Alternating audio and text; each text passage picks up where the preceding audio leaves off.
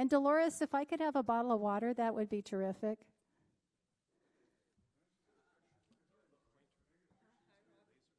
I don't know if it has a pointer on it. Don't fall off.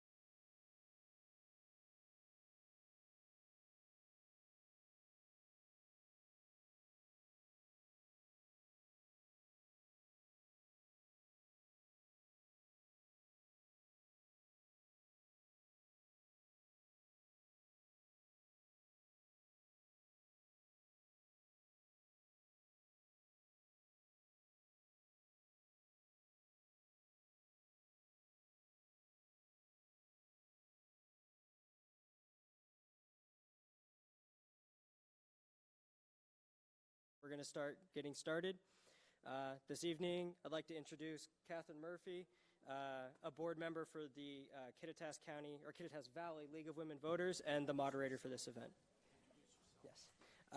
My name is Michael Flagel. I work for ASCWU Office of Legislative Affairs, and we helped facilitate this event with Catherine and the rest of the league. Thank you. Thank you, Michael. So I'm Catherine Murphy, and I'm with the Kittitas County League of Women Voters. We're delighted to have everybody here. Please continue to get your food, which is great. We are also filming this tonight. It's being live streamed, and there will be a video available.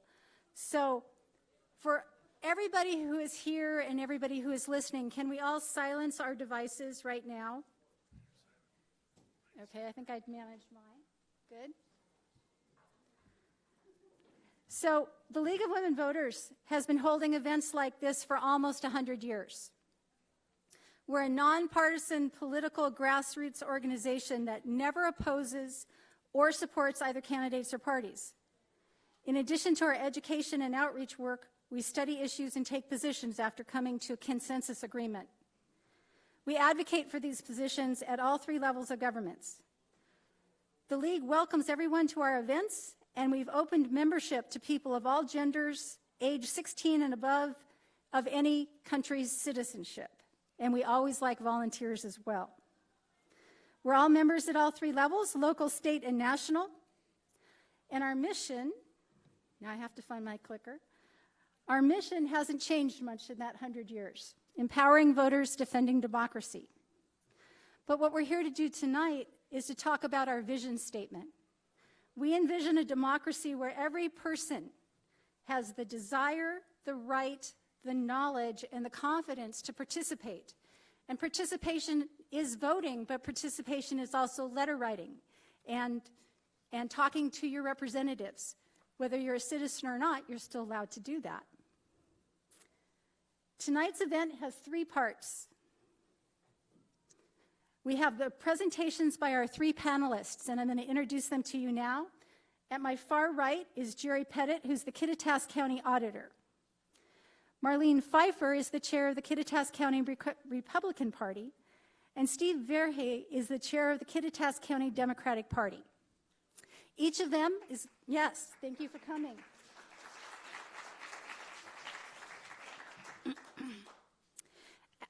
After each of them make their presentation, we'll have a time for questions and answers. I'll have a few questions, and there will also be time for audience questions as well. So each panelist is going to spend 6 to 8 minutes explaining the 2020 presidential nominating process from her or his unique perspective and how their organization looks at it. So Jerry is going to look at it from the standpoint of managing the election. And Marlene and Steve are going to look at it from the standpoint of their political parties. Tonight we're focusing on informing voters how to participate in the 2020 presidential primary and caucus nominating events. As has been true for decades, the process this presidential election year is both different than and similar to past election years. We've asked the panelists to focus on these 4 topics: how we as voters register to vote or update our voter registration, how we mark, sign, and return our ballots to ensure that our vote counts as we intend it to, understand how each political party will use our votes to allocate delegates to their national conventions in the summer, and discover how we can participate in the party of our choices, meetings, caucuses, and conventions that will be held over the next few months to elect delegates, develop platforms, and to create party rules. So that's what we're doing tonight, and I really appreciate all of you coming. I'm thankful to report, however, that we will not be discussing these following topics. Some of you will be disappointed, others of you will be delighted, but we will not be discussing the history of the presidential nominating process from 1789 to 2016, nor will we be talking about how much we like or dislike this year's process. We're not going to talk anything about specific candidates or specific party rules or platforms, and we are certainly not going to discuss right now how we might tinker with the process in the future. That could be a forum for next year. So that's not what we're talking about. I'm sure all of you are relieved. Certainly I am relieved.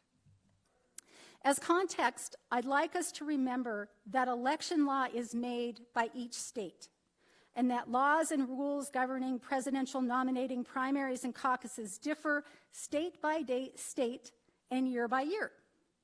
The Washington State Legislature changed our laws to move the primary election from May until March 10th of this year, so that Washington voters have an earlier voice in the nominating process.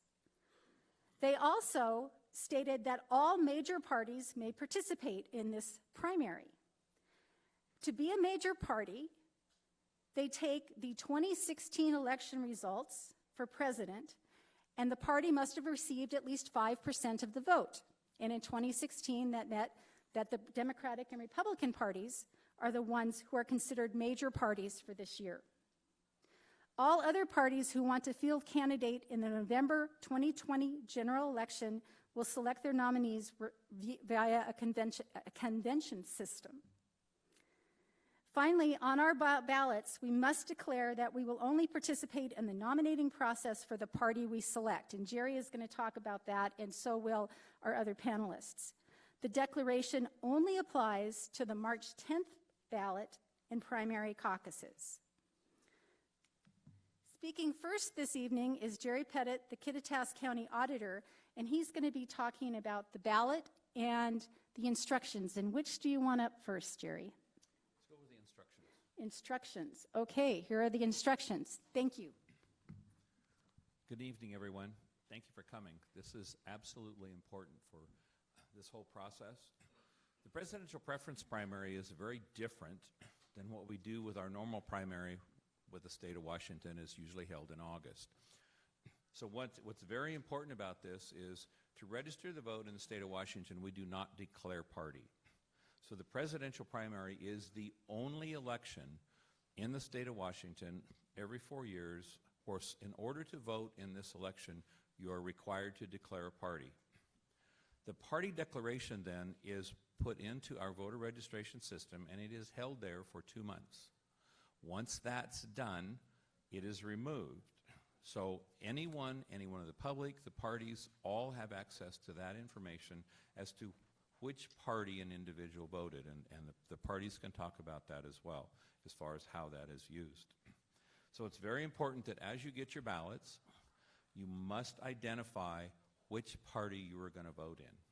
You have to do that in order for your ballot to be counted.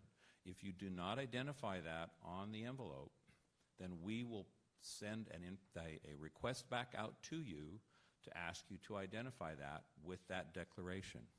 Each party has a different declaration, but you must identify party in order to vote in this. So once you identify that party, it is very, very imperative that you only vote that party on your ballot. If you identify yourself with a party on the envelope and you vote in a different party on the ballot, that ballot is not going to be counted. The problem with that is as we go through the process, we separate everything out on the envelopes. So what happens is we'll have a pile for Republican and a pile for Democrat. So once those ballots are removed from that, and someone has voted in an opposite party that's supposed to be in that pile, that ballot is going to be rejected. You will be credited for voting, but the ballot will be rejected, and we won't know who that is because it's been removed. So also it's very imperative that you only vote for one candidate in the party in which you have identified. Marlene and Steve will talk about the process I'll do that a little bit. So as you go down the list, we'll bring up the ballot here shortly. You must vote only for one candidate on that party side. It's important that you identify that. It's important that you sign that ballot or the envelope. If you haven't signed the envelope, we're going to send it back to you. We're going to send a letter back to you to ask you to sign it because you haven't signed that declaration. If your ballot signature doesn't match, we're going to send a letter back to you to ask you to update your signature. Otherwise, your ballot's not going to be counted. So it's extremely important to follow the instructions on your ballot and on the exterior of the envelope in order to get your ballot signed. If we could move to the ballot. Yeah. So you see there's both the Democrat and Republican Party on there. The Democrat side has allowed for uncommitted delegates, and Steve can talk about how that's going to work. And if you vote in that uncommitted delegate piece, you can't vote for anyone else on the ballot. Please vote only one place. If you vote uncommitted and you vote someone else, the ballot's not going to be counted because that's an overvote. If you mark someone in the write-in section, don't vote for someone else, another candidate on that ballot. Your ballot will not be counted because that's an overvote. So it's very important to watch what you're doing and pay attention to what you're doing in this process. Because if it doesn't work, then your ballot's not going to be counted. So please remember, read the instructions, follow the instructions. This is a complex process in our office we're able to manage how we're going to count these ballots and manage how, once we pull the ballots out of the envelopes, set all that aside, we don't know whose ballots those are. So if you're not following the instructions and paying attention to that, it's going to be harder for us to manage, and your ballot may not be counted. So it's very, very important to follow that process. Many people will try to do something different with their ballot, It's amazing what we see when the ballots come in the office. I can't even describe the creativity of the voters and the voting public. Because people get pretty creative. It's important to follow those instructions. Otherwise, your ballot doesn't get counted. And we want to count everyone's ballot. So we work very hard in the office to try to ensure voter intent. We are a voter intent state, so it's very, very important to be able to follow the process, follow the rules, follow the instructions, so that we have the ability to count your ballot.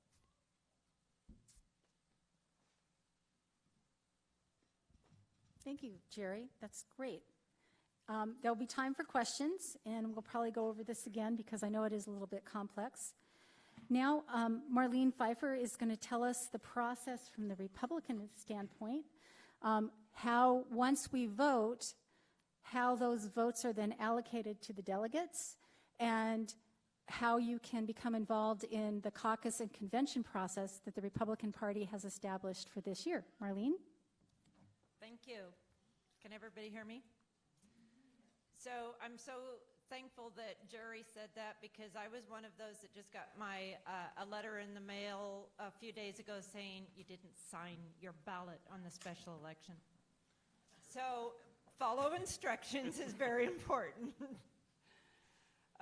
So as mentioned, I'm Marlene Pfeifer, chair of the Kittitas County Republican Party. I am also the National Committee woman for the state of Washington with the Republican National Committee, as a side note. The Republican Party has been campaigning to move the primary up for years, and last year it was successfully moved up to March 10th, thank goodness. This year it will primarily benefit the Democrats because it will force their candidates to come to our state and benefit Republicans in future elections without an incumbent. Shifting Washington to a primary rather than a caucus state is the spirit of a more democratic way of deciding who the party's nominee will be, in my opinion. It allows more involvement among the party and the electorate. It does not allow party elites to decide their favorites or tip the scales. And it is more accessible to voters who would have a hard time making it to a caucus. Primaries are ran by each independent party organization, and each primary sets its own rules as long as they are in accordance with current state law. Parties have processes to decide which presidential candidate are or are not shown on the ballot. All 50 states may have differing ways of electing delegates. Most are primary, only a handful are caucuses, and some use both. Washington State Republican delegates will all be allotted to President Trump this year, barring some crazy write-in, because he is the only one on the ballot. Washington State Republican presidential primary ballot access is allocating delegates.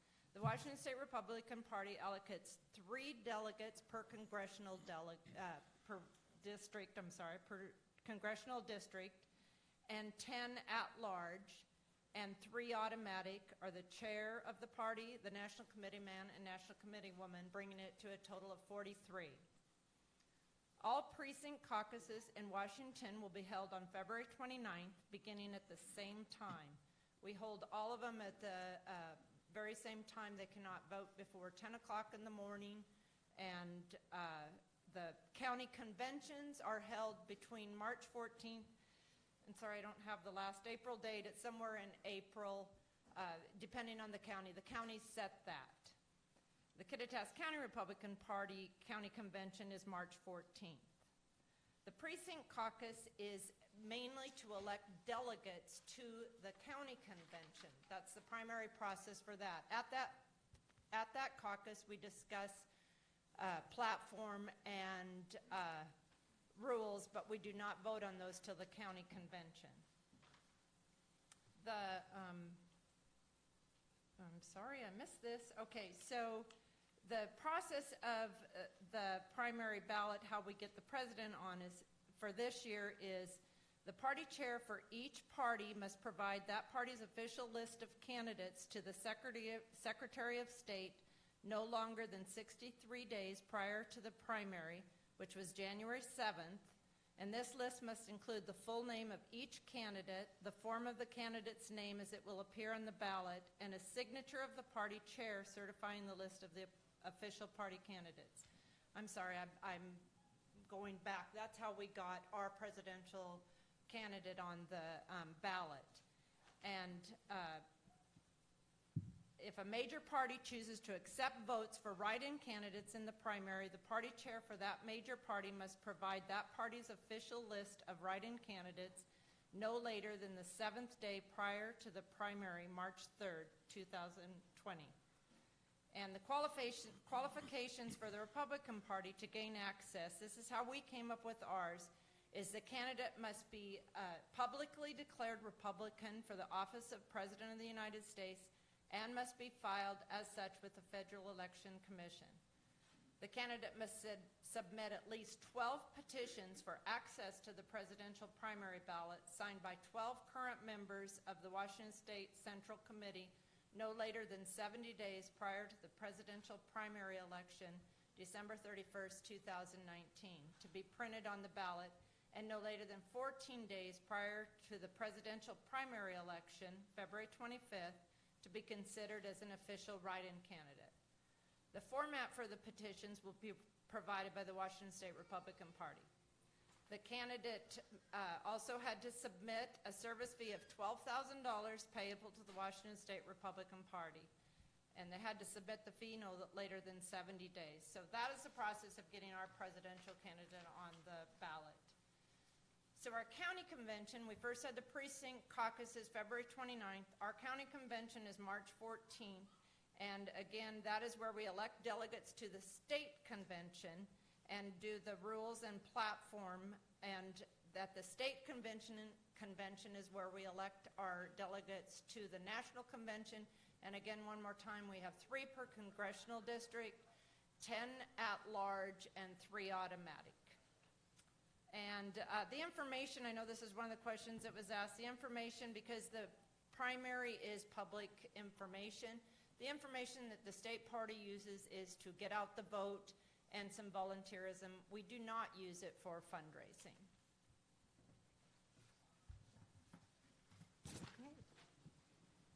So before we move on to Steve, what date is the state convention? The Republican State Convention. May 16th through the 9th. May 16th?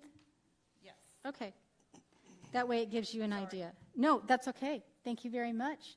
Steve, are you ready for your part? Okay. I will get your first slide up, and I will give you the clicker. Okay.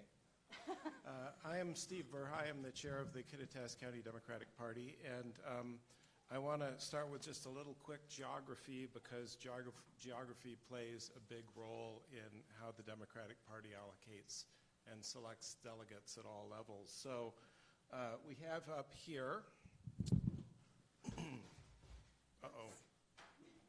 I will deal with that's going to look bad on the video, man. We have up here a map showing the 8th Congressional District outlined in white and pink. It goes kind of like this. I had to cut part of it off up in Chelan County. And then the 13th Legislative District, which is that purple thing that covers Kittitas, Grant, and most of Grant and Lincoln County.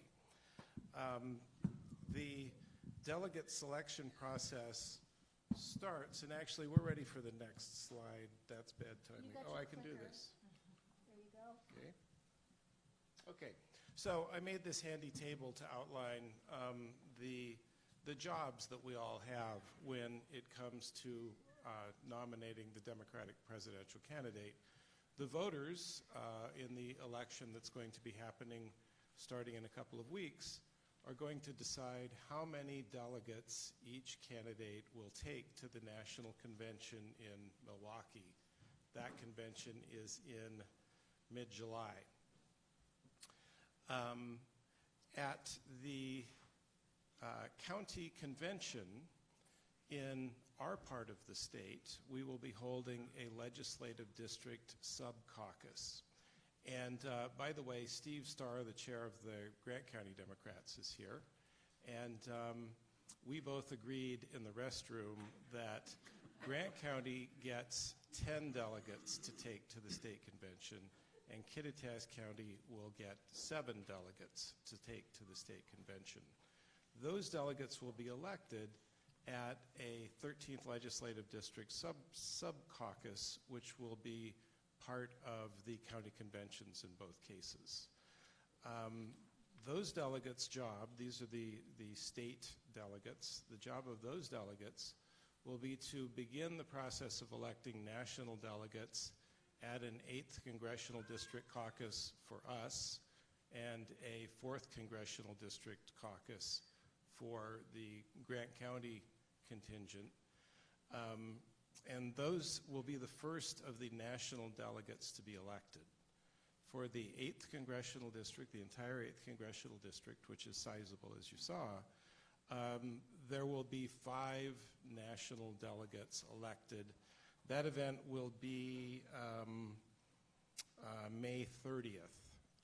And I'm not real sure where it's going to be. 4 years ago, it was at the Firehouse at Snoqualmie Pass. I'm not sure where it will be this year. So we will be electing 5 national delegates from the 8th Congressional District, and then those state delegates will go on to the state convention in Tacoma, where they will help elect the rest of the delegates to the national convention, and will also finalize and approve the state platform. Of course, at the county convention, in addition to electing state delegates, people who participate in the county convention will be finalizing and approving the county platform. And at the national convention, in addition to finally nominating the Democratic presidential candidate, the national delegates will be finalizing and approving the platform. Each of the candidates who has delegates from each of the states will be able to appoint a certain number of people to serve. We'll be able to appoint a certain number of people to serve on the platform committee. And in order to serve on the platform committee, you do not need to be a delegate of any sort.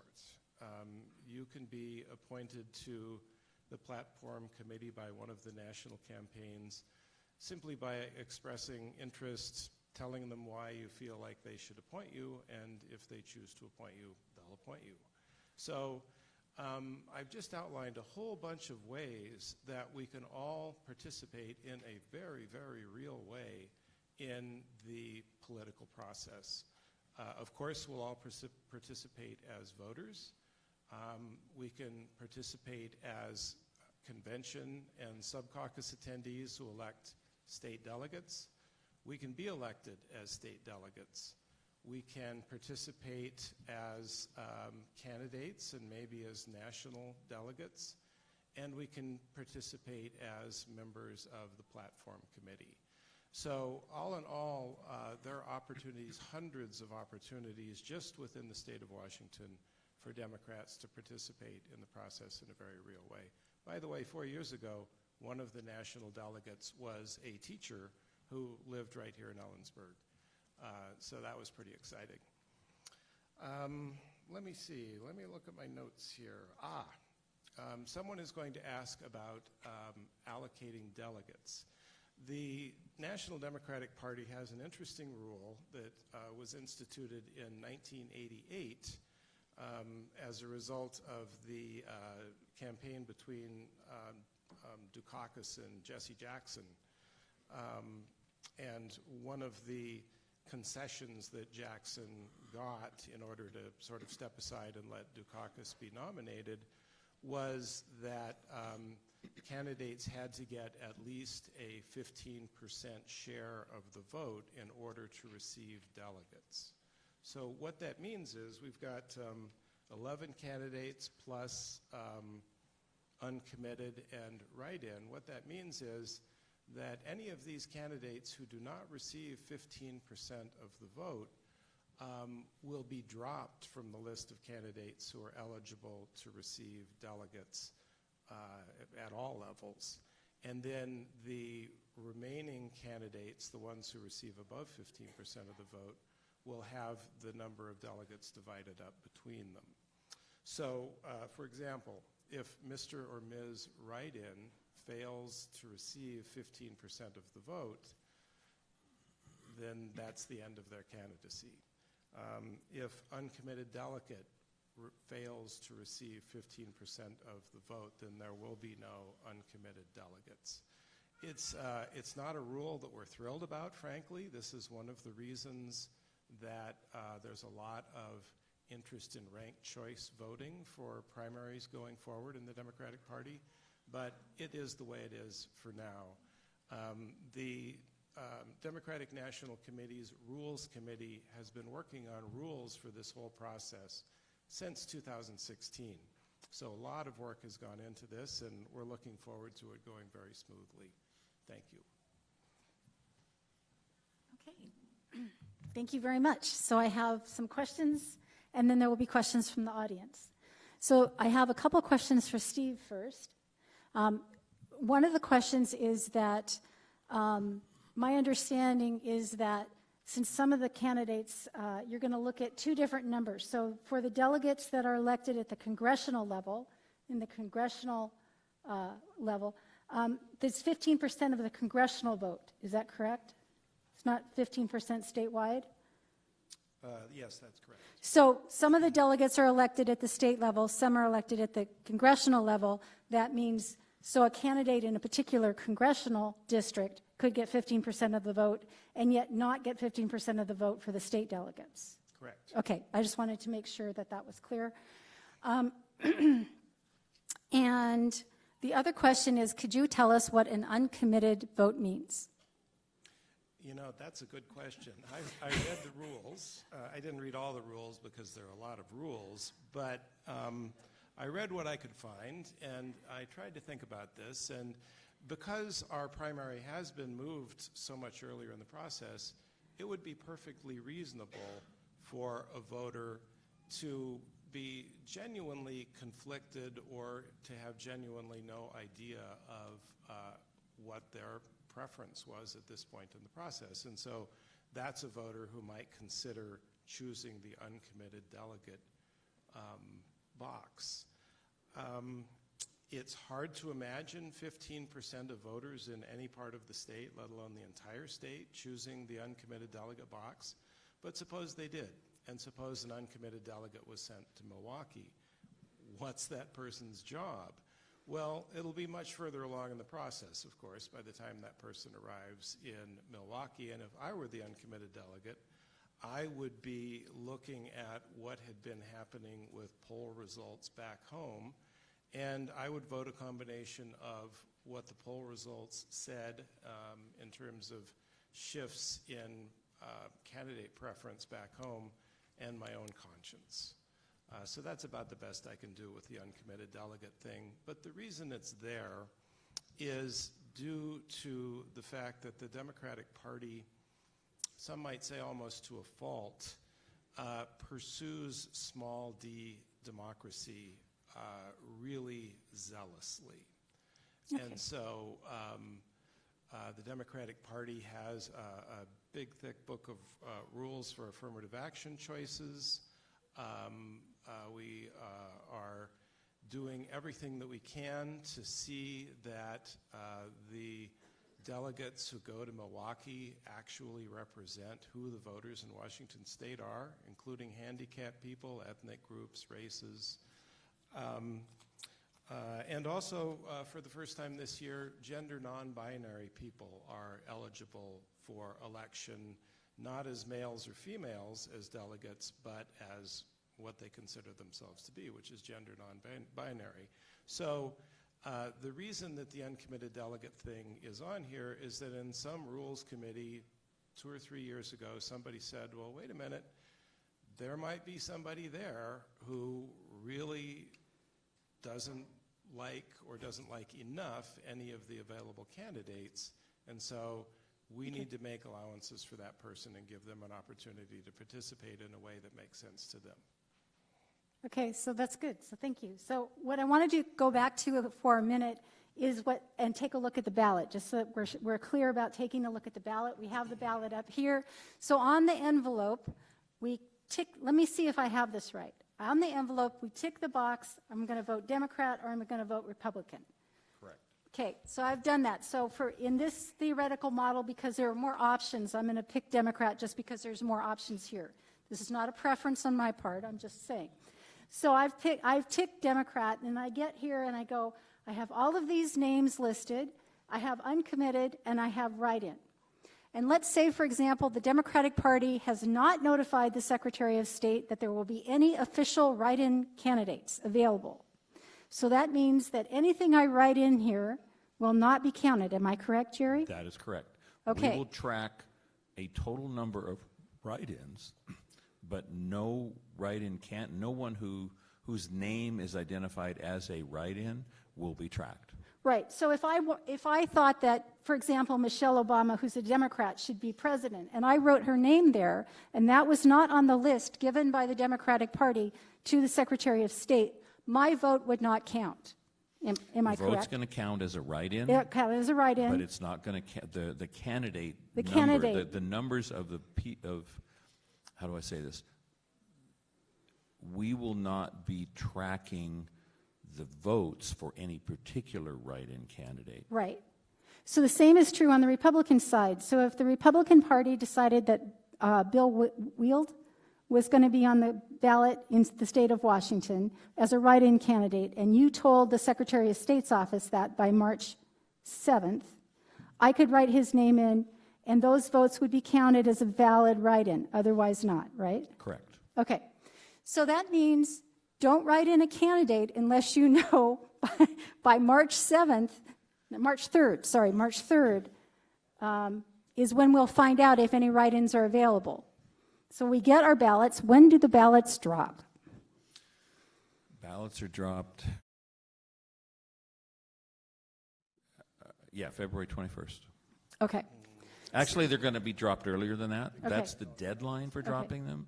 Okay. They actually are dropped that Tuesday of that week. So Election Day for February is February 11th. Right. Next week? Next week. Right. So the ballots will be dropped on the 18th. On the 18th. So we will start getting our ballots in the mail after February 18th. We have from February 18th till 8 p.m. on March 11th to vote. March 10th to vote, sorry, my mistake. And so no write-ins right now have been reported to the Secretary of State's office. There are no official write-ins. So using the write-in section, not a good idea. Currently, if you're planning on turning your ballot in before the 3rd of March. And after the 3rd of March, if nobody notifies the Secretary of State's office, then it's still not a good idea because your vote will count as a write-in, but it will not count toward allocating delegates. Correct. Okay. Does that make sense? Okay. So I may have another question, and this question is for all three of you. There may be an answer that Jerry has about this too, which is, what happens if I consider myself an independent or a libertarian or some other party, but I want to vote for one of these candidates? What does that mean? Can I do that? No. You have to declare Democrat or Republican in order to vote for one of these candidates. There is no opportunity in this presidential primary election to vote in any other party or as an independent or no party preference. You have to declare in this primary, and then you have to vote for someone on that side of the ballot Right. for which you've declared. But I could choose to say, okay, I'm going to vote on this side of the ballot. I'm going to vote on the Republican side of the ballot. And as long as I only participate in the Republican process, I'm not going to be considered a member of the Republican Party for future elections. Is that true? Correct. Okay. So that's what that means. Yeah, and I was just going to add really quick, it's saying declare your party affiliation, but we're not registering. We don't register in this state as Republicans. So you can, just as Catherine said, you can say that for this purpose, for this primary, that I might be a libertarian, I might be an independent, but I'm going to vote for a Democrat or a Republican. Come August, it won't matter. So, or I'm sorry, the general election in November. Well, it won't matter in August either. Or August. Right. Right. It won't matter. That Okay. declaration on this primary doesn't set you up or doesn't matter for any other election that we have in the state of Washington. Right. So I'm going to agree with Marlene and slightly disagree with Jerry. If you are willing to check the box that says, I declare my party preference is the Democratic Party and will not participate in the nomination process of any other political party for the 2020 political election, check that box and sign your name, then you can totally vote on this ballot. Maybe in 5 minutes you'll change your mind and maybe you don't consider yourself to prefer the Democratic Party. It just is about the amount of time it takes to check the box and sign the form. Okay, good. So what happens if I've already voted and the candidate that I voted for and this really relates more probably to the Democratic ballot than the Republican, but the candidate suspends the campaign or drops out. Can I come and say I want to do it again and change? Once we receive your envelope, then no. No, okay. This is a really, really important question because already I'm just going down the list, a couple of people who did that which was necessary to do to get their names on the Washington ballot. And by the way, I didn't talk about that and I didn't get asked. So let me quickly say. It's on my list. What? Oh, should I say it now? No, go ahead, say now. I was teasing you. Here's what you had to do to get your name on the Democratic Party ballot. You had to turn in a petition containing some number of signatures in the low tens of thousands. I don't remember the number. And you had to pay to the party a service fee, as Marlene called it. I believe the Democratic Party's was $2,500, which seems kind of lame compared with $12,000, but what are you going to do? Anyway, in between now and when ballots go in the mail, we have the New Hampshire primary. And in between when we receive our ballots and when ballots are finally due on March 10th, we will have other primaries, including Super Tuesday, which will allocate some very large number of delegates, something like a quarter, a third of all of the delegates that will be going to Milwaukee. We have managed to put ourselves right smack dab in the middle of that situation. Some people will be voting for candidates who will certainly not drop out or suspend their candidates after the dust is settled after Super Tuesday. But some people perhaps will. In our straw polls, we have, one or two Steyer supporters. Well, we're not going to go to straw polls, so. Okay, Today. I happen to know that we have people who could find themselves voting for candidates who will no longer be in the race after the dust settles after Super Tuesday. Right. Those people might want to consider, it's up to them, they might want to consider waiting to see what the situation is after the dust settles after Super Tuesday. But if you're sure that your candidate is going to continue in the race after Super Tuesday, might even be best for you to go ahead and vote your ballot and get it turned in early to minimize the workload in Jerry's office. Thank you. Yes, because if all of us wait until March 10th, you guys are going to be very unbusy the week before and very, very busy the next week, right? Yes. Okay. Marlene, did you have anything you wanted to add to that particular question? Okay. Okay, so those seem to be, because Steve caught the question I was going to ask him. So if people would like to ask questions for clarification, we have mics available, one here and one there, and you can do that. The important thing is that we want you to get to tonight is, let's see what I got here. Actually, you forgot to show a slide, Steve. Wait a minute on questions. How do I run for delegate? Well, Hang on a second. Before we do that, I want to talk, and it actually reminds me because I forgot this question. Sorry, Michael. Which is, many of us in the room have not gone to caucuses. How many people have gone to a caucus or convention? So about a third of the room. Okay. So from my perspective, if you go to caucuses, the things you need are water, food, and a schedule that's open at the end of the day. That's my suggestion. And it's a process that you also need to bring your sense of humor, patience, and a book. Having said that, I'm going to let Marlene talk a little bit about how the caucuses in the precincts are going to go on the 29th, a little bit more about kind of how it's organized so people know, and then I'm going to have Steve do that here for the 13th. Is that okay? Okay, because we're a small county, it's really relatively fairly easy. For the last several election cycles, we've had pooled caucuses, the precinct caucuses, and held one in the county in one location. This year we're doing a upper county and a lower county precinct caucus. So the precincts from the upper county will meet at a venue in the upper county, and the precinct caucuses from the lower county will meet there. It's relatively, the precinct caucus will go fairly fast. Again, I mentioned this earlier, the main purpose of our precinct caucus is to elect delegates to our county convention. And at that county convention, which will be it will be in one location, March 14th, and that's where we elect the delegates to our state convention.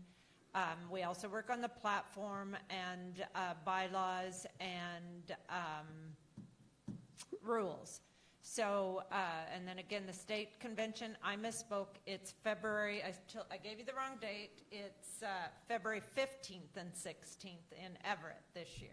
February, the state convention? I'm sorry, May 15th. If it's February 15th, we're... Yeah, 15th is it, and 16th. okay. Sorry. May 15th and 16th. And then what was that the question? So I think if you want to be a delegate, because Steve's has this slide here, if you want to be a delegate, what kind of time commitment is that for you to do? Okay, so real quick, to be, first of all, your precinct backing up, you have to be elected in your precinct to be a delegate to the county and likewise the county to the state. The state convention is 2 days, so it's not a huge time commitment. If you want to run for national delegate, that again is a lot more commitment. Our national convention is in Charlotte in August, and it's quite expensive to do it. It's you have to get your airfare, hotel, and the fees to the thing, and so that's probably a 5 or 6 day process. But it's something everybody should strive to do. But the local ones are less time. The local ones are, yeah. Okay, so without being so detailed that we go to every step, why don't you talk a little bit about what it's like to go to, and you also have a meeting coming up before your legislative district caucus to talk about rules and platforms, don't you? Yes, that's correct. So a couple of things came to mind listening to Marlene. At our next monthly meeting, which is on the fourth Thursday of each month, we will be electing a representative to the state party's platform committee, rules committee, and credentials committee. We will also be appointing people to our own platform committee. The rules and the credentials are not as complicated at the local level as they are at the state level. At our county convention, anybody who shows up and is willing to sign a similar declaration to the one that you find on the ballot about their party preference being the Democratic Party, anybody who shows up and is willing to sign that, be a Democrat for a day, can participate as a voting member of the convention. It's again, all about the small d democracy. Similarly, anybody who shows up at the congressional district caucus and would like to stand for election as a national delegate can do that. I chaired one of the sessions 4 years ago to elect our national delegates, and we had more than 90, I want to say 99 people who wanted to run for the 5 positions. Each of them gave a 1-minute speech, and then we elected 5 delegates. It was actually quite thrilling. Okay, we did sit through 99 1-minute speeches, but it was cool to see 99 different 1-minute speeches and to see who was elected. It was really, really cool. It was so cool, I forgot what else I was supposed to talk about. No, that's what it is. So I just wanted people to understand that voting, your votes will be allocated this year by both parties, to the candidates that you voted for, as long as in the Democratic Party that candidate meets the 15% of the vote in congressional or state, and in the Republican Party, I believe the threshold's 20%, but you only have one candidate on the ballot. Okay, so I just wanted people to know there's voting, and then you can also continue to participate in the process. And participating in that process means that you can influence the rules and the platform and how delegates are elected in 4 years. So now that we've talked about that, we're going to ask if people have questions. Sorry about that.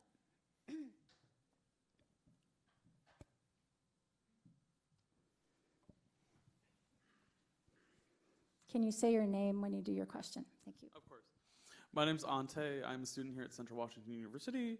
I'm just curious if, I know all of our ballots are done by mail, but I know that Central in the past has done a thing where down in 137 we print out ballots and make that available for people that don't get their ballots sent to them here. This might be a question more for you, actually. Is that going to be done again? And if so, another question for Jerry, is there other polling places in the city of Ellensburg?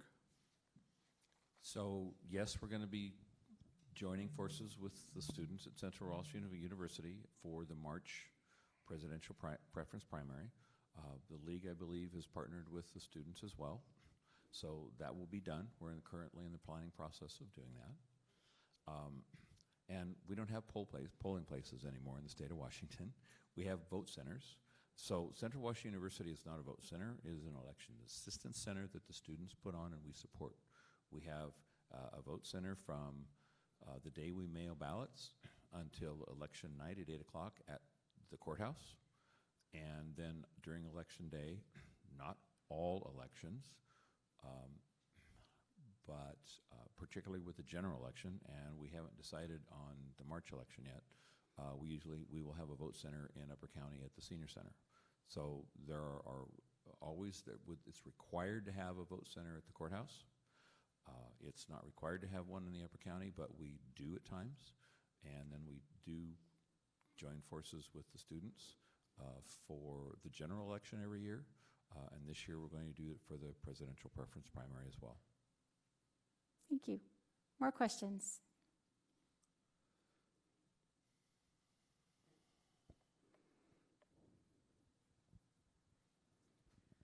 Hi, I'm Kelly, and I was wondering if I can get a copy of the slides or if you would be willing to email them to Steve in Grant County. So all the slides from tonight will be on the Kittitas County League of Women Voters website. Okay. And there will be a copy of the videotape tonight too. And also I'm going to ask both county chairs to send me a schedule of these dates so that we can have that as well. And in addition, Charlie Sorensen, who is our voter services chair, is going to have a voter's guide on the Kittitas County League website in the next day or so. And it will also have links to all this information. Excellent. Thank you. Okay. Other questions? There's a hand over there. No, that's talking hand, not. There's a hand here.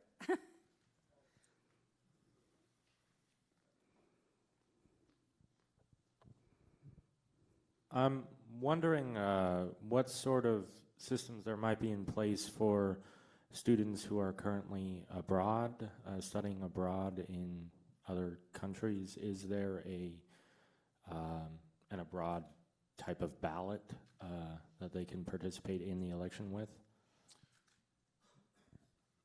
We have a process in the United States, which also includes the state of Washington.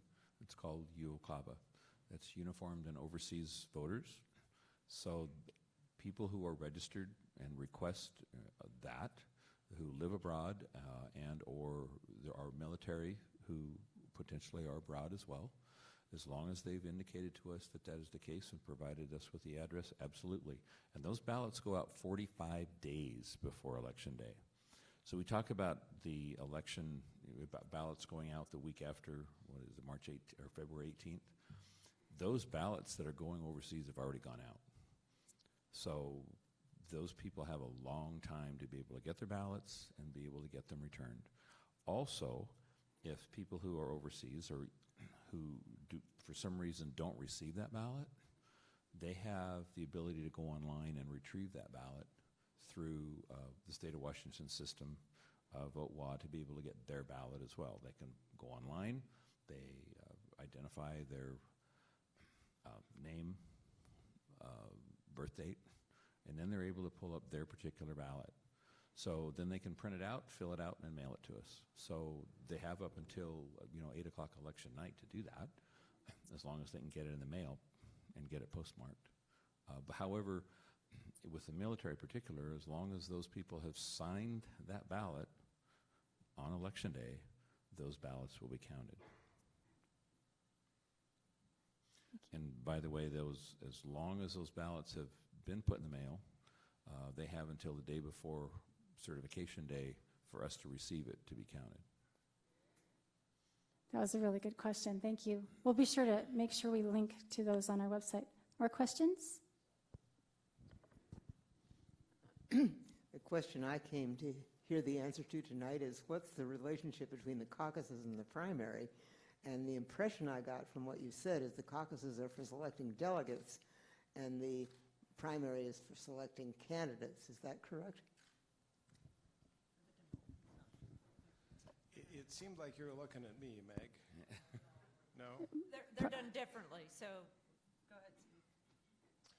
So the word caucus simply means a meeting of supporters. And it is a little confusing because, as I understand it, the Republican Party uses precinct caucuses to elect delegates to the So county just use the convention. Democratic. Marlene's going to talk about the Republican. Yeah, you are. Yeah. I know, but that's okay. Okay. No, I mean the other way. Yeah. Whereas the Democratic Party uses something called a caucus only for the 13th LD subcaucus, which runs in parallel with our county convention, to elect delegates to the state convention. And those same delegates also participate in a congressional district level caucus. That's where the first of the national delegates are elected.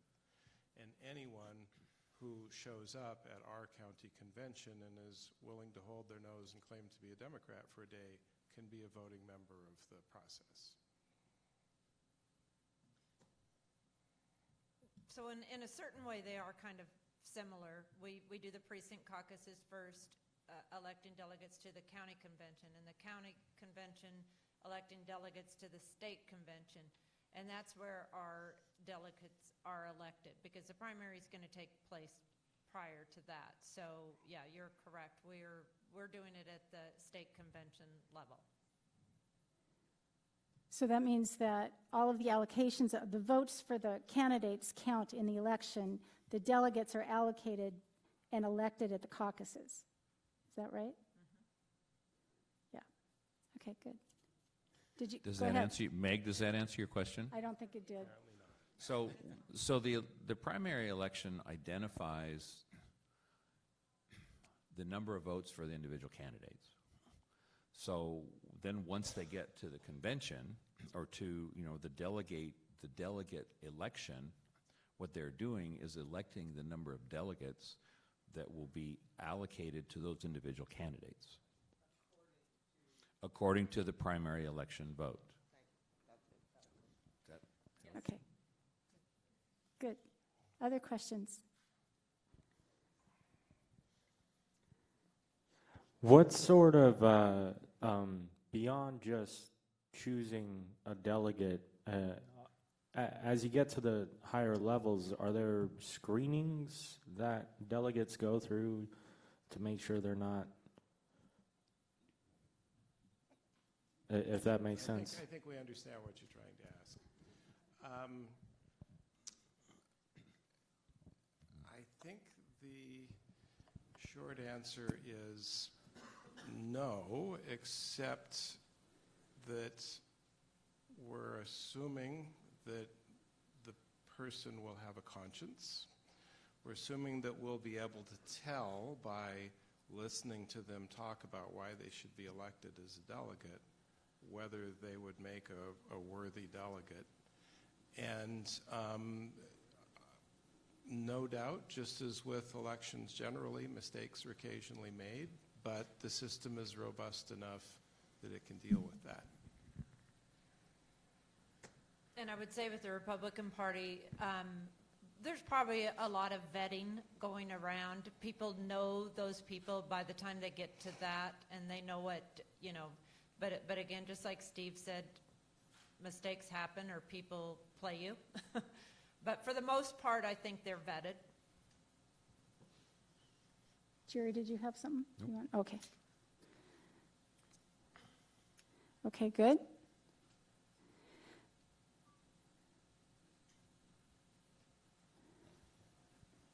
I'm glad Michael can see people because I can't.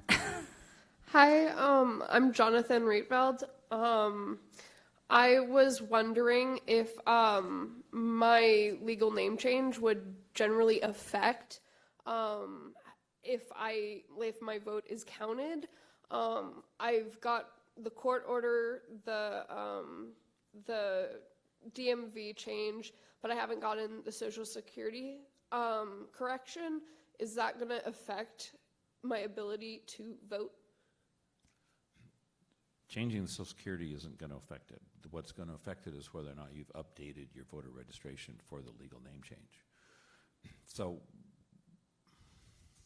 one of the things that happens is for people who get married and then their last name changes, one of the things we do work really hard at is when we verify signature, is some people will not get their voter registration updated for that last name change.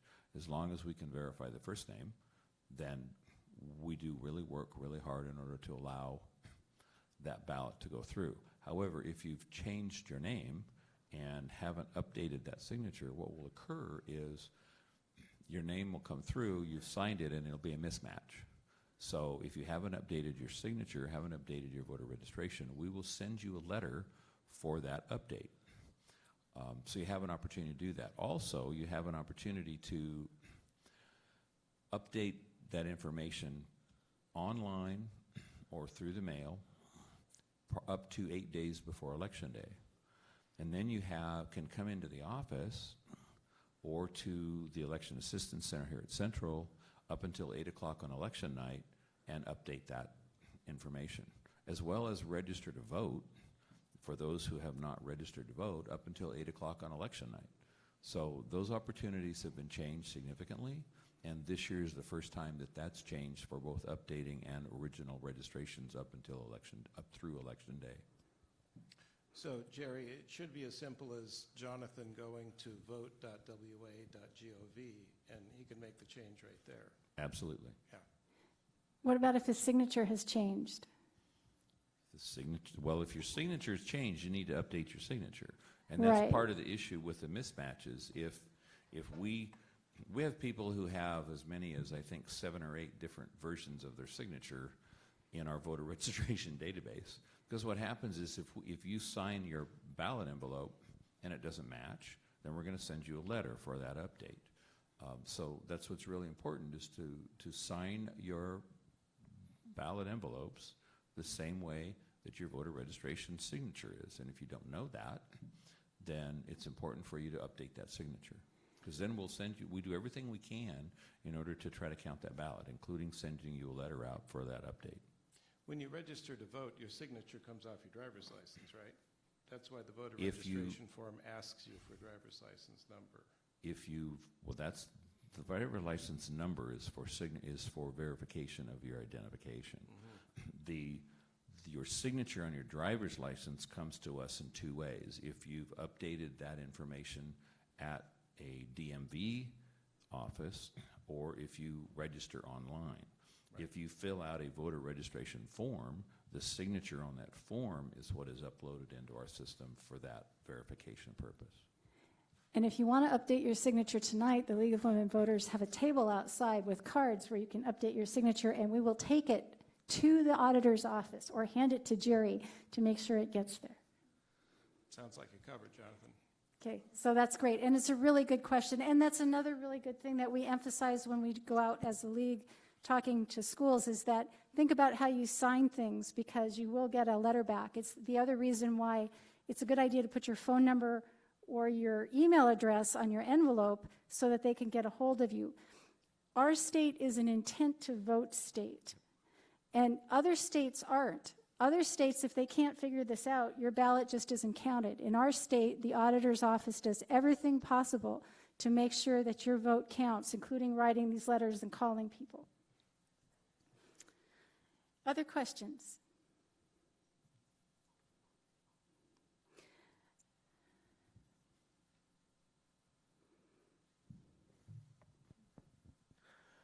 So, I'm a pretty vagabond spirit because I'm a college student and I have been in the military, so I have lived in multiple places. I have a county, a home county where I grew up, but I also live here. I have lived in other counties. Is there, and I don't know what sort of ability you're able to speak to this, but is there an opinion you can proffer on how somebody chooses where they register, where their home is? The state of Washington is very open when it comes to identifying where you believe you live. It talks about with your abode. So if many students continue their registration in their home county, in their home state. However, if your choice is that you live here in Ellensburg, you can choose to register here in this county. So it has to do with where you believe you live, and that's the key. So there's no one who's going to do the county auditor's office isn't the voter registration police, unless we have indication that there is someone who has violated a voter registration law. However, there are statutes on the books where someone who believe that you don't live where you have registered to vote. It's called a voter registration challenge, and there are specific statutes and specific things that someone has to do in order to do that. And any registered voter can come in with a voter registration challenge. But again, the state is very open regarding your choice as to where you believe you live. So, Jerry, one could believe that they live in the place where their vote would make the most difference. Of course, as long as they have, as long as they're, you go back to the voter registration challenge statute. People are going to look. Where's your driver's license address?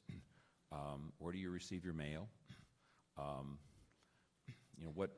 Those kind of things are issues that you would need to deal with, because if someone were to mount a voter registration challenge and they start looking property ownership, where do you, what kind of things are you dealing with there? So you can't just go out and choose, well, I live somewhere that you really don't. Some people have attempted to register to vote at their business. That's not their residence. The voter registration has to do with your specific residence. So, people don't live at their business. Well, some people do. There's a few. They really do. They have an apartment upstairs, or they have an apartment in the back. Those things occur. But they're very limited and very few. Does that help? And there are options for people who actually are homeless. There is a term that's called I'm trying to remember the term right now. But yes, if someone is homeless and they live on the corner of 16th and Capitol or something like, that's not a good description in the city of Ellensburg, but yes, they can identify a unique place in order to register to vote. And this comes up a lot when we talk to high school students, because a significant portion of our high school students in the state of Washington are homeless. And so many schools will offer to be their address. Some churches do this as well. And the reason I'm saying this is you may be interacting with people who don't have a permanent address. They may be couch surfing.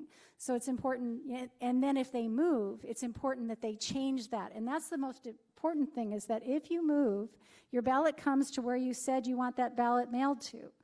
So if you move, you can go online and change it. You can add a mailing address. And it's really important to do that. If you happen to have moved between when the ballots are sent and when you have to vote them, then you go to either the center here at the school or you go to the auditor's office and you can get your ballot there, right? So we forward ballots, You forward ballots, okay, but you have to put in a forwarding address. right. And you may live at an address where an apartment building is, but you move from one apartment number to another. That is a change of address. It is very critical that you update that. Now, if you put in a forwarding address, we're going to forward your ballot. You know, all counties in the state of Washington now forward ballots.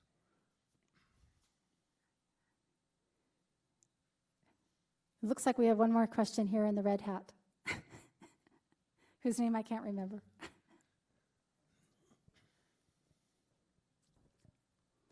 Would a P.O. box count as a forwarding address? Absolutely. It's a mailing address.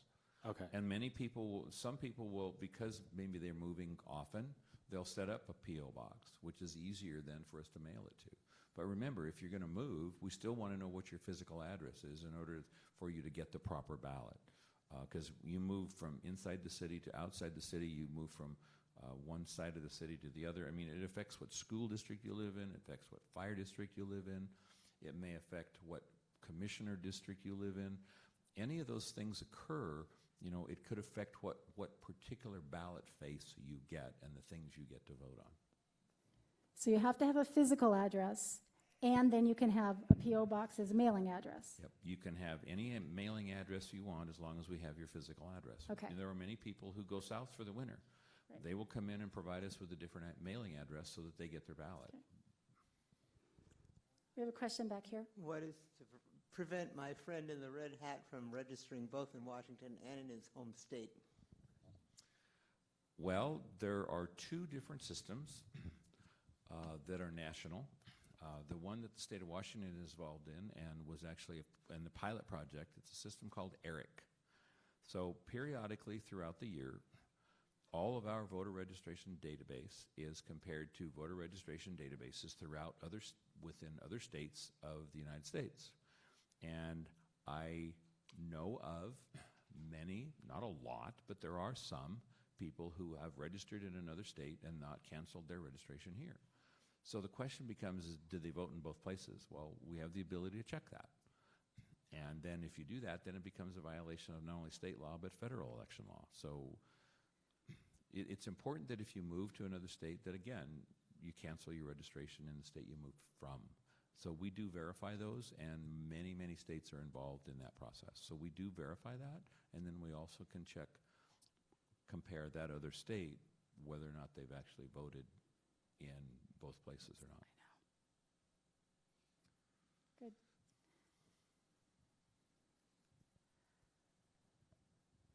I was just wanting to know when your next election would be. We're currently in an election for Clallam-Roslyn School District, Kittitas School District, Damon School District, and the City of Roslyn. And there are items on the ballot for each of those jurisdictions. The next election will be March 10th, which will be the presidential preference primary, and those ballots are going to be going out on February 18th. And that is a county-wide election and of course, statewide election. So anyone who is registered to vote in the state of Washington is going to be getting a ballot for that election. Okay. Thank you. Thank you. So I understand if I write in Mr. Potato Head or something for a write-in, who isn't a write-in, it won't be counted. How do I know? This is one of the things that's driven me crazy as a political science professor. You can't vote for write-ins unless they're an official write-in candidate. How do we know who the official write-in candidates are? We will have that information on our website. It'll be on the Secretary of State's website, so it will be through VoteWa, which is now our statewide voter registration system, as well as, I'm hoping, that if there are write-in candidates, both the Democrat and or Republican Party will have that information on their websites, either locally and or statewide. And we will also update that on the League of Women Voters website as well.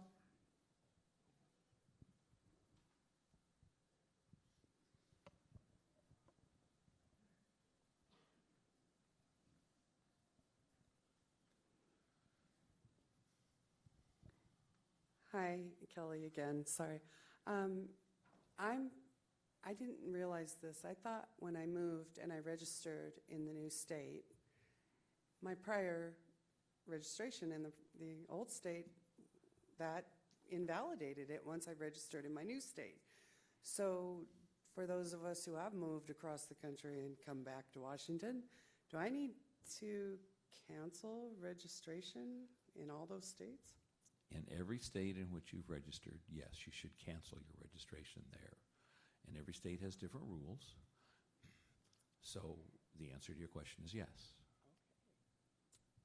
Thank you. I do not want to be caught in Eric. No, you don't. I do not. That's good. Good question. Actually, if you are caught in Eric, and what happens is we merely start, each state will send you a letter to verify that information of where you actually are living, and then based upon that information that you send back, then they cancel that registration.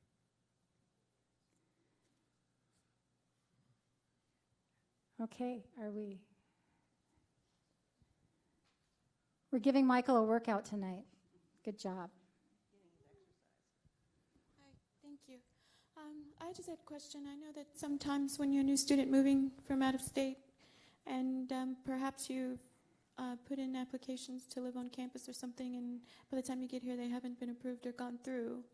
And just like you were mentioning earlier about the homeless and not being able to have an address to put down to register to vote, I understand that when you go to get a license you have to have an address and all that.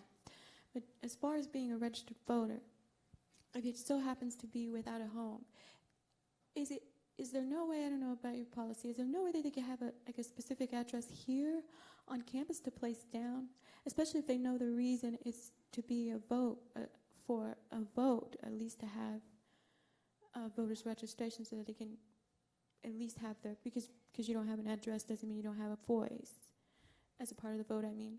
So I know that there's shelters that they have.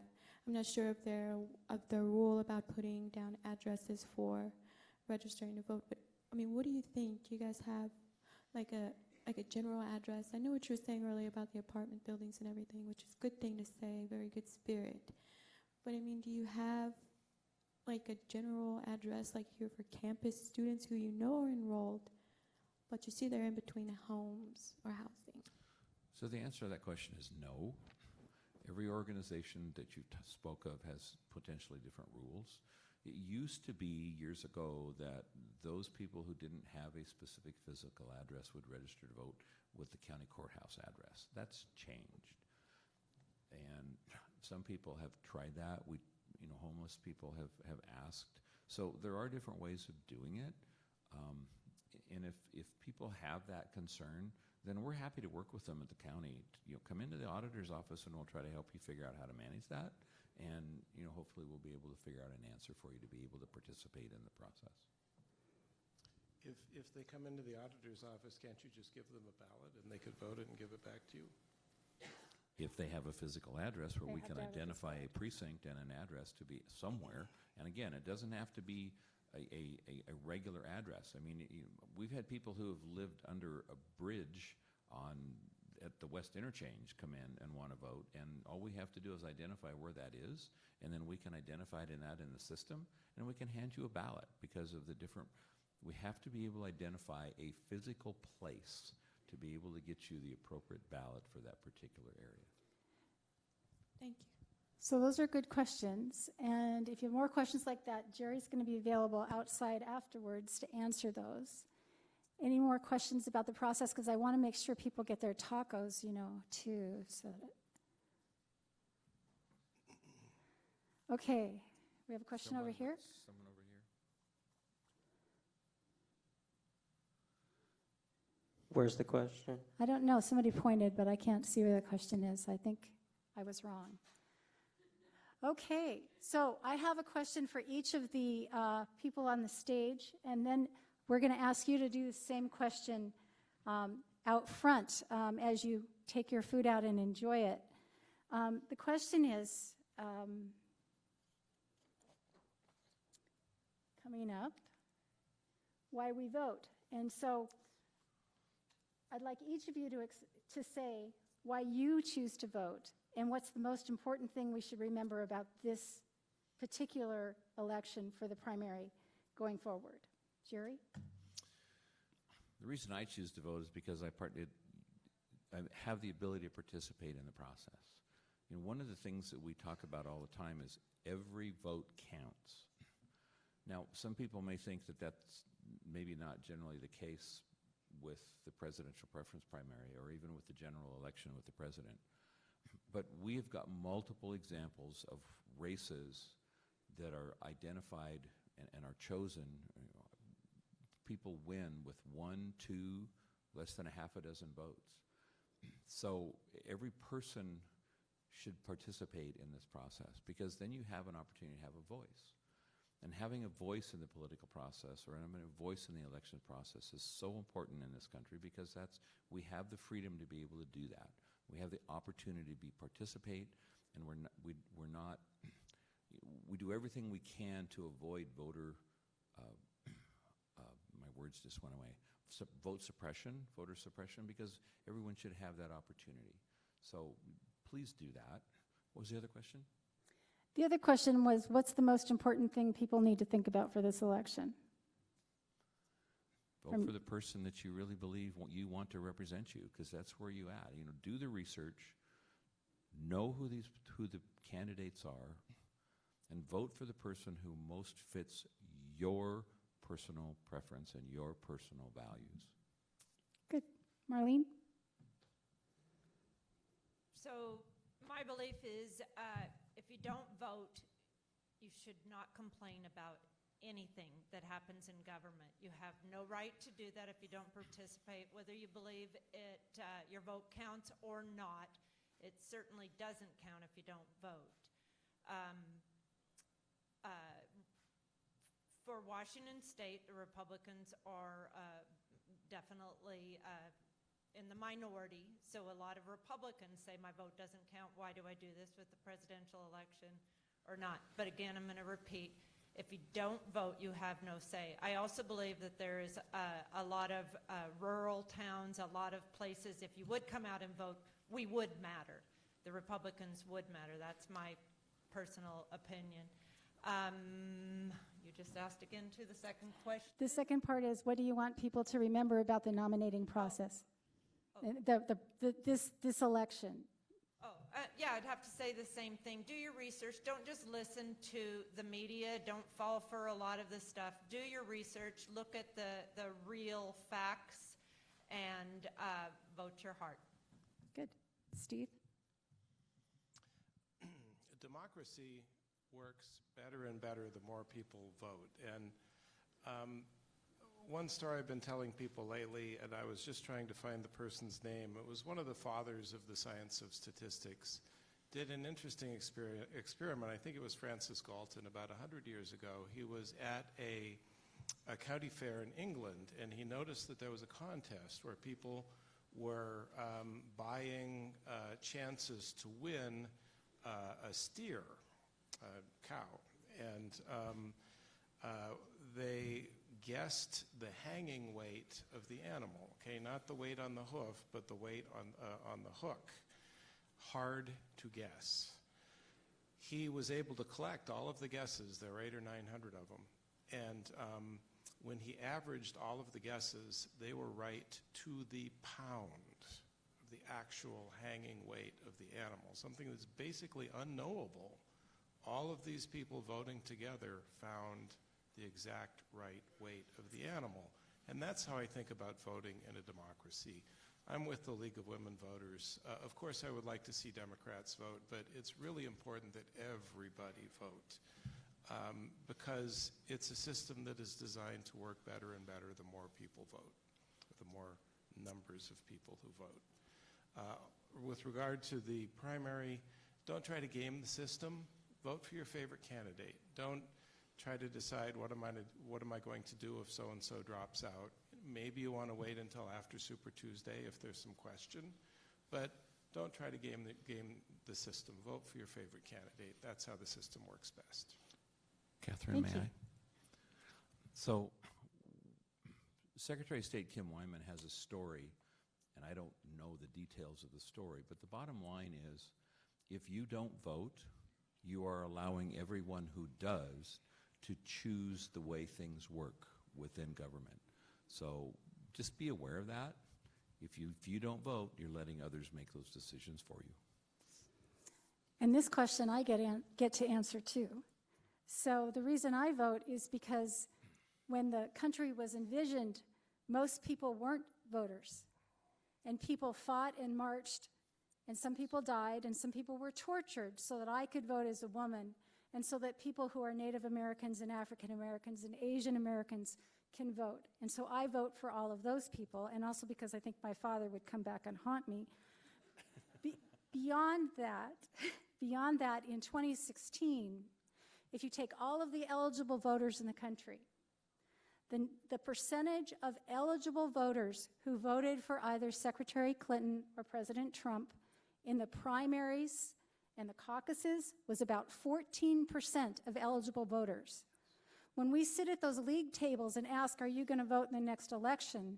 People say to us, well, my vote doesn't count. Well, we've just found out that it's not true.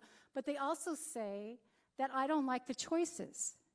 Well, in this state, every eligible citizen has the option to have a voice in the Democratic and Republican Party's nominating process.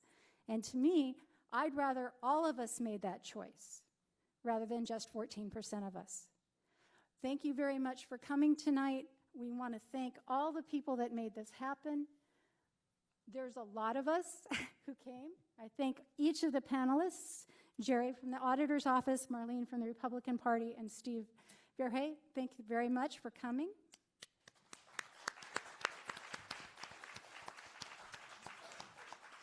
The League of Women Voters is very proud to be asked to be a partner with the Associated Students of Central Washington. We want to create more partnerships with other nonpartisan organizations. Thank you very much for inviting us and providing the tacos. It's great. And this has been live streamed, and also the video is going to be available so you can share it with your friends and relatives. The most influential person about getting somebody else to vote is you. The people who love and trust and respect you are going to follow your lead. So work at getting somebody else to vote with you. The League is out there to register people to vote. We have cupcakes because our 100th birthday is next week, and we have tacos. Thank you for joining us.